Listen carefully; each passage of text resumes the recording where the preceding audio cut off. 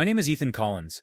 I'm 34 years old, and I'm about to tell you the story that completely changed my life. It happened 6 months ago in Seattle, Washington, where I worked as a project manager at TechFlow Innovations, a startup that was supposed to be the next big thing in artificial intelligence integration. To continue listening to this beautiful and special story, please hit the like button and subscribe to the channel. Write your name and the city you're watching from, so I can include a special greeting for you in an upcoming story. I remember that Tuesday morning like it was yesterday. The Seattle rain was hitting my apartment window on Capitol Hill, creating that familiar rhythm that usually helped me think. But that day, my mind was racing for a different reason. After 8 months of working nights, weekends, and every spare moment I had, my AI integration platform was finally ready to be presented at the National Tech Innovation Conference in San Francisco. This wasn't just any conference. This was the conference where careers were made, where investors with deep pockets looked for the next unicorn, where a single presentation could change everything. And my project, my baby, was going to be the centerpiece of TechFlow's presentation. I had poured my soul into this platform. It wasn't just code and algorithms to me. It was my vision of how artificial intelligence could seamlessly integrate with existing business systems, without the usual headaches and massive overhauls. I had spent countless hours in that cramped office on Pine Street, surviving on coffee from Victrola and the occasional sandwich from the deli downstairs. The platform could analyze a company's existing workflow, identify inefficiencies, and suggest AI implementations that would actually work in the real world. Not the fancy theoretical stuff that looks good in PowerPoints, but falls apart when you try to implement it. Real, practical solutions that could save businesses millions. Ray Thompson, my boss and TechFlow's founder, had been watching my progress with what I thought was admiration. He'd stop by my desk, look at my screen, and nod approvingly. "This is going to put us on the map, Ethan," he'd say, patting my shoulder. "This is exactly what we need." But that Tuesday morning, as I was putting the finishing touches on my presentation slides, Ray walked into the office with someone I'd seen around but never really paid attention to, his son Kyle. Kyle was 28, fresh out of business school, with that particular brand of confidence that comes from never having to worry about money. He wore expensive suits, drove a Tesla his father bought him, and had the kind of easy charm that made people forget he'd never actually accomplished anything on his own. "Ethan," Ray said, his voice carrying a tone I'd never heard before, "we need to talk." Chapter 2. The ground shifted beneath my feet. The meeting happened in Ray's corner office, the one with the view of Elliott Bay that I'd always envied. Kyle was already sitting there when I walked in, looking comfortable in a way that immediately put me on it. "Sit down, Ethan," Ray said, gesturing to the chair across from his desk. I could see the Seattle skyline through the floor-to-ceiling windows, the Space Needle standing tall against the gray sky. But something in the room felt different, charged with a tension I couldn't quite place. "So the conference presentation," Ray began, leaning back in his leather chair. "I've been thinking about our strategy." I nodded, excited to discuss the details. I had rehearsed that presentation so many times I could do it in my sleep. Every slide, every transition, every pause for effect, I had it all mapped out. "Kyle here has some great insights about the business side of your platform," Ray continued, "and I think it would be beneficial for our company image if he co-presented with you." Co-present. The word hit me like a cold splash of Puget Sound water. This was my project, my months of sleepless nights, my innovation. But I forced a smile and nodded. Sure, I'd be happy to work with Kyle on the presentation. Kyle spoke for the first time since I'd entered the room. "Actually, Dad, I've been thinking about this more." He had this casual way of speaking, like he was discussing what to have for lunch. "Since I understand the business implications better, and given my MBA background, maybe I should handle the main presentation. Ethan can be there for technical backup." The words seemed to echo in that office. Technical backup, for my own project.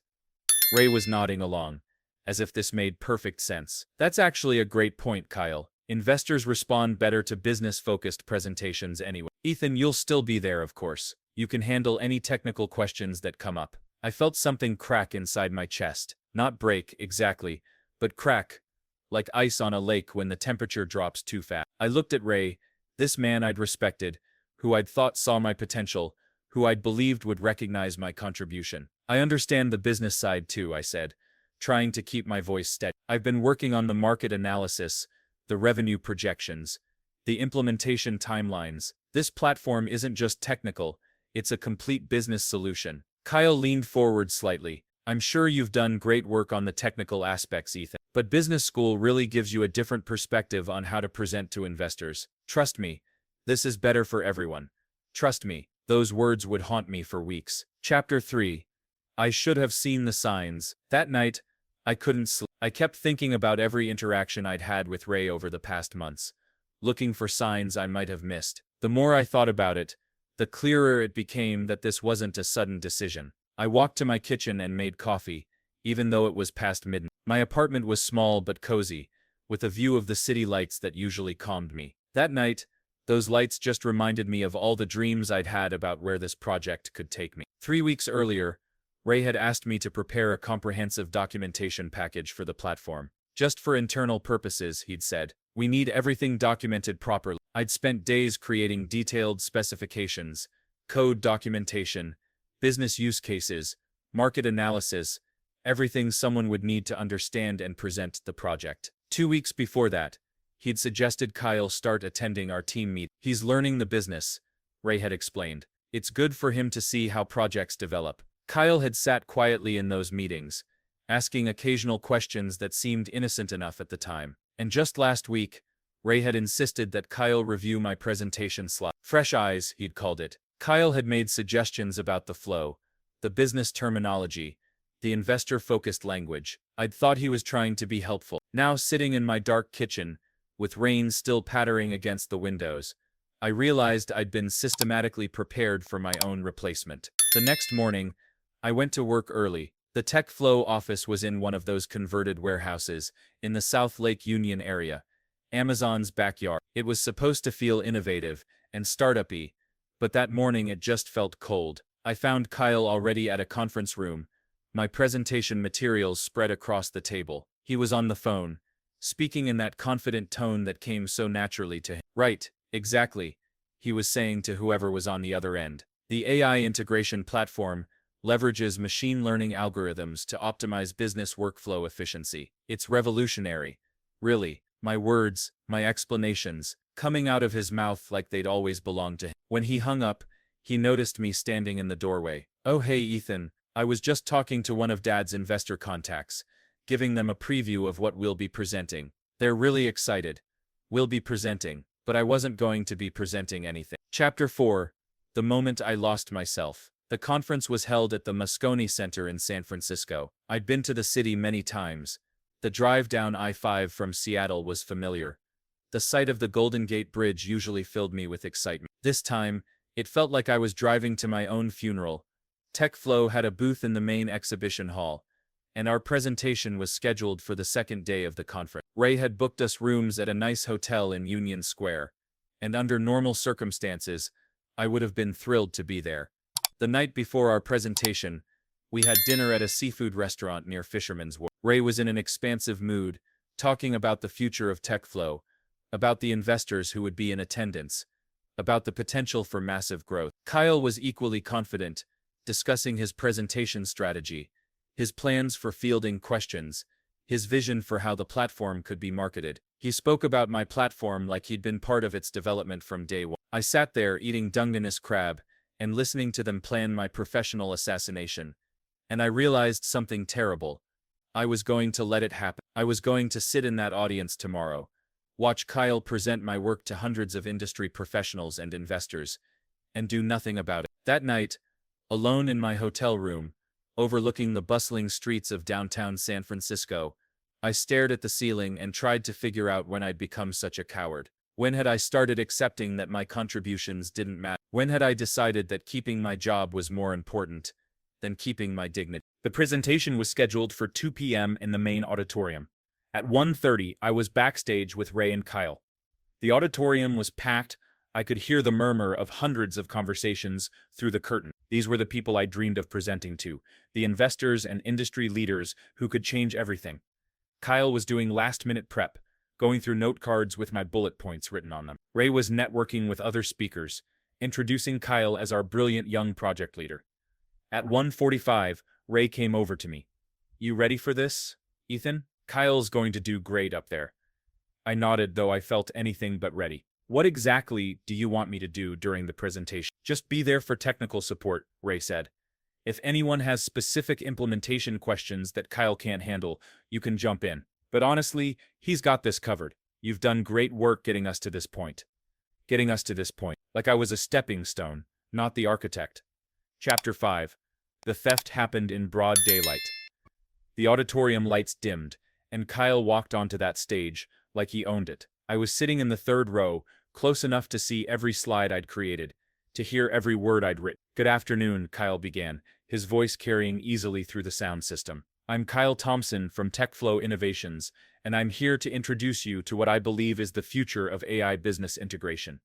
What I believe, like the belief, the vision, the months of development, had originated in his mind.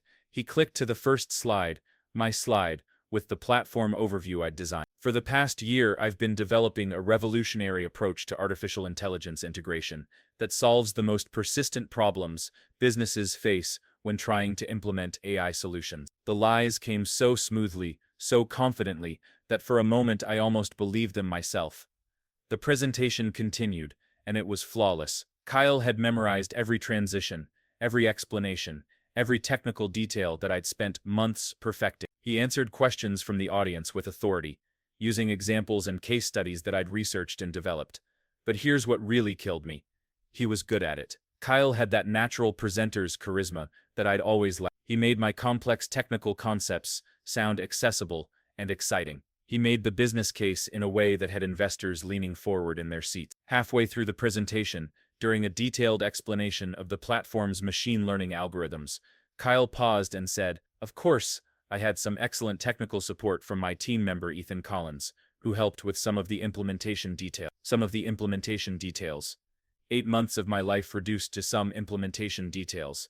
A few people in the audience turned to look at me, polite acknowledgement of the junior team member who'd done some coding. I managed to smile and nod, playing my assigned role as the background technical support. When the presentation ended, the applause was thunderous. Kyle had nailed it. Investors crowded around him afterwards.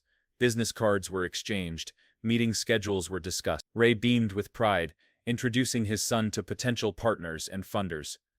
I stood to the side, occasionally pulled into conversations when someone had a specific technical question. But mostly, I watched Kyle network with my work, charm investors with my innovations, build his future on my foundation. Chapter 6. The breaking point arrived quietly. That evening, TechFlow hosted a reception at a rooftop bar overlooking the San Francisco Bay. The view was spectacular, the city lights reflecting on the water, the Bay Bridge illuminated against the dark sky. It should have been one of the best nights of my career.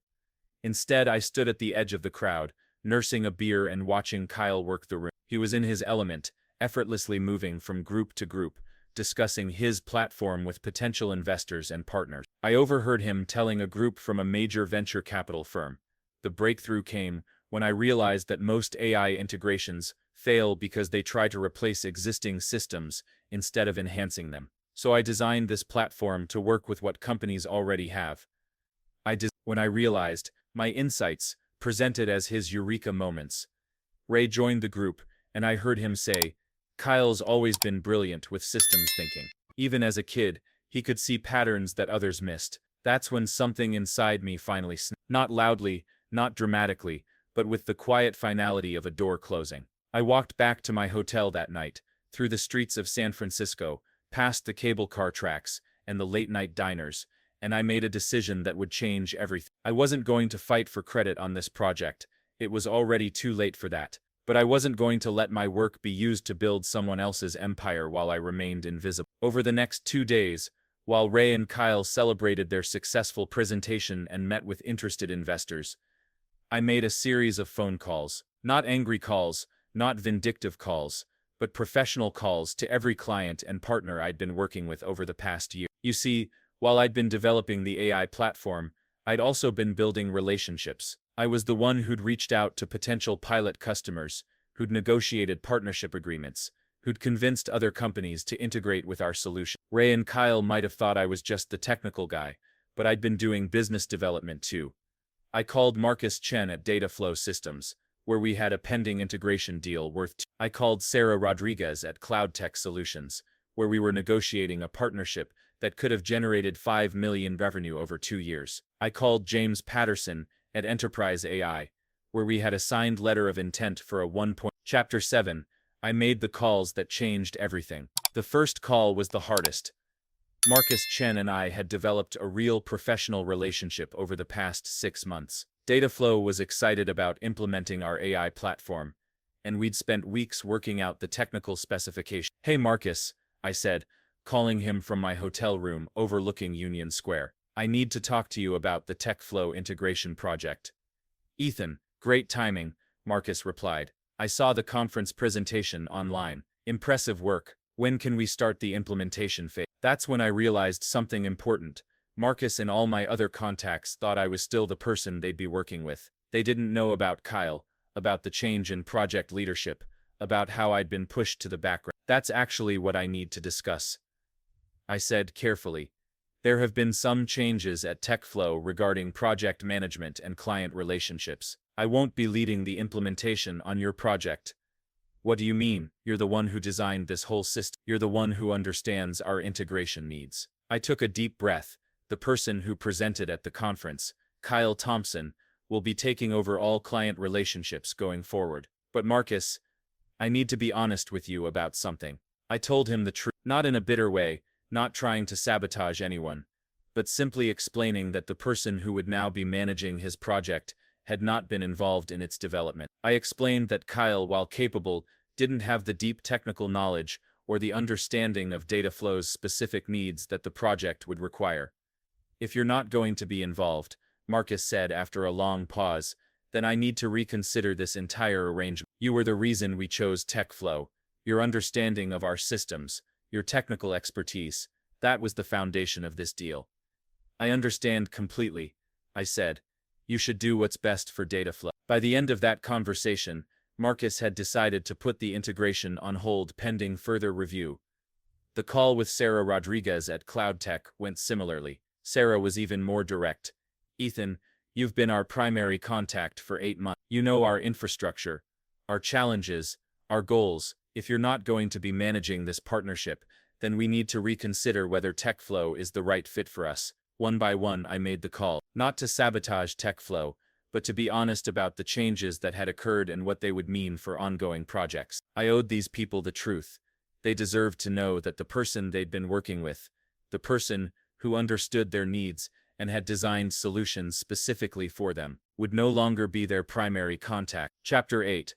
The consequences came fast. I flew back to Seattle the next morning, while Ray and Kyle stayed in San Francisco for additional investor meetings. During the flight, I drafted my resignation letter. It was professional, brief, and gave 2 weeks' notice as required by my contract. I also spent the flight time updating my LinkedIn profile and reaching out to my professional network. If I was going to start over, I needed to start immediately.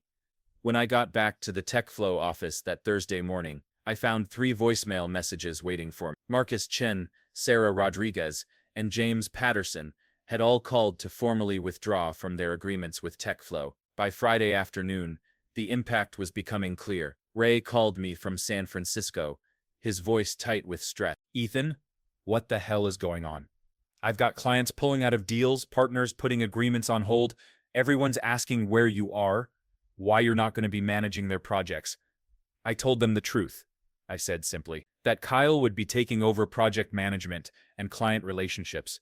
They made their own decisions based on that information.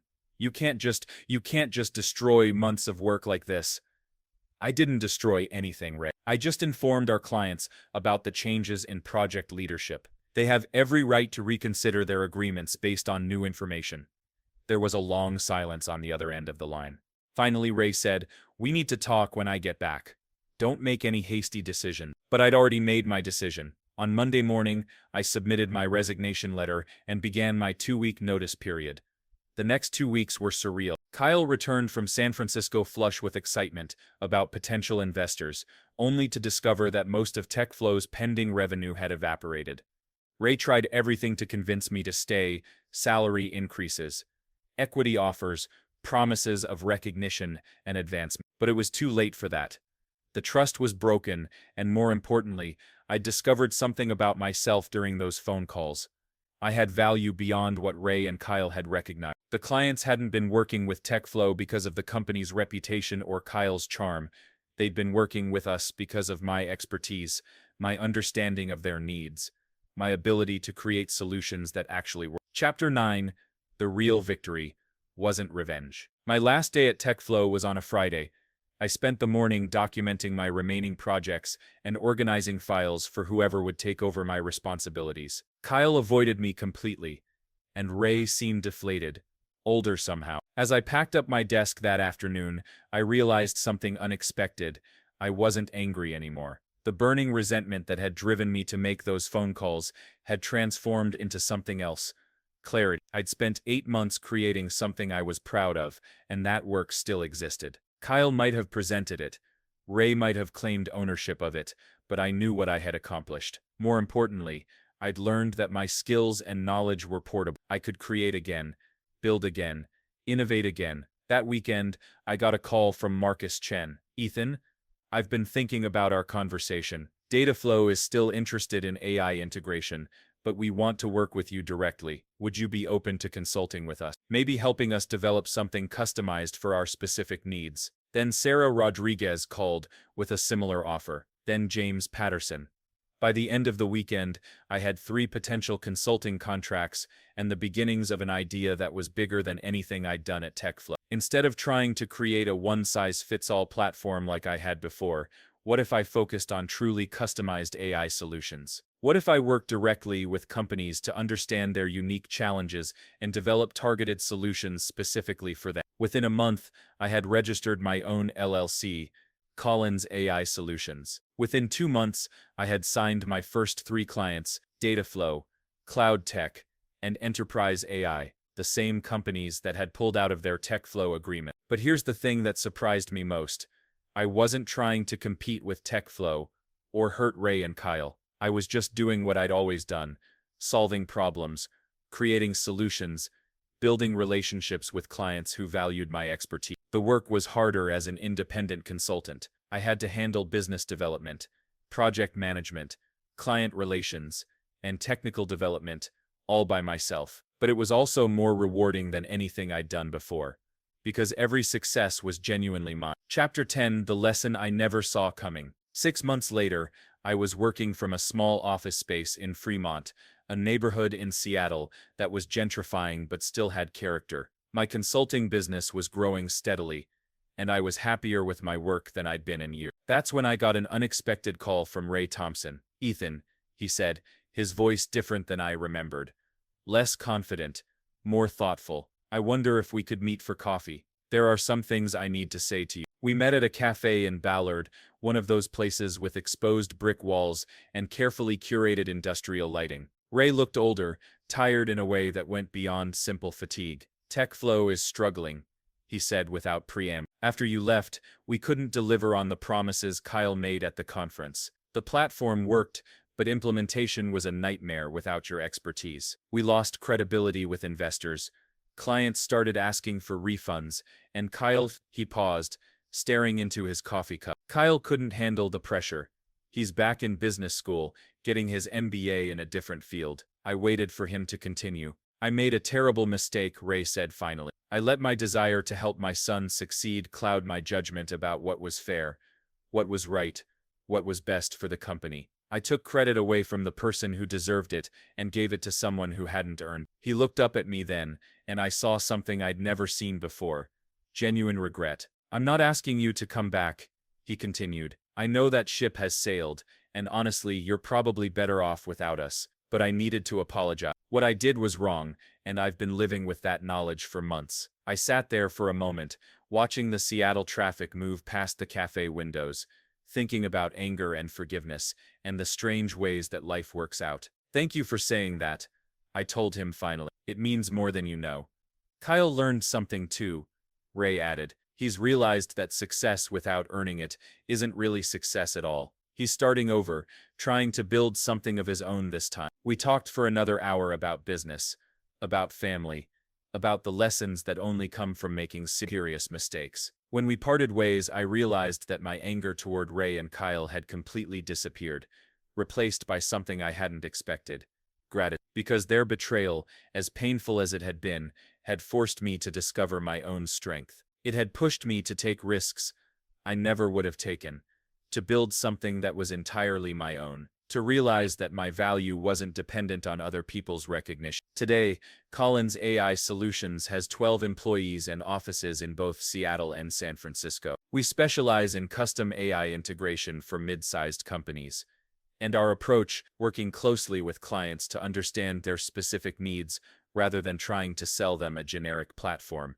has become our competitive advantage. I still see Ray occasionally at industry events. We nod politely, sometimes exchange brief conversations about market trends or technical developments. There's no animosity there anymore, just the recognition that we've both moved on to different chapters of our lives. Kyle, I heard, is doing well in his new field, renewable energy consulting. He's building his reputation the right way this time, starting from the bottom and earning his expertise through hard work and genuine contribution. As for me, I learned that sometimes the worst thing that happens to you can become the catalyst for the best thing. Getting pushed aside, having my work stolen, watching someone else take credit for my innovations, it all hurt terribly at the time. But it also taught me that my worth wasn't determined by other people's acknowledgement of it. I am the person who created that AI integration platform. I am the person who solved complex technical problems and built relationships with clients who trusted my expertise. I am the person who had the courage to walk away from a situation that diminished my value